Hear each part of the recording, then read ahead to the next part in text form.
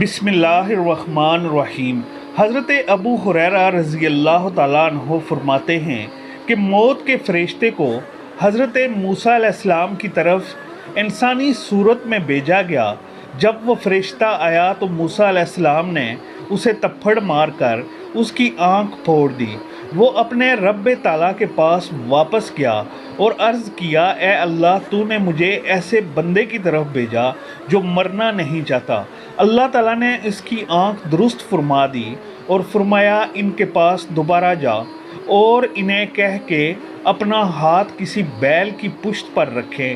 انہیں ہر بال کے حوض جو ان کے ہاتھ کے نیچے آئے گا 1 سال زندگی ملے گی۔ اس ساری کارروائی کے بعد موسیٰ علیہ السلام نے کہا، اے میرے رب، پھر کیا ہوگا؟ فرمایا، پھر موت۔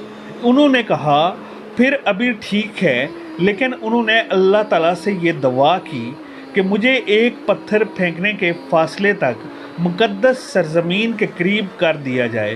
رسول اللہ صلی اللہ علیہ وآلہ وسلم نے فرمایا، اگر میں وہاں ہوتا تو تمہیں راستے کی ایک جانب سرخ رنگ کے ٹیلے کے نیچے ان کی قبریں دکھاتا۔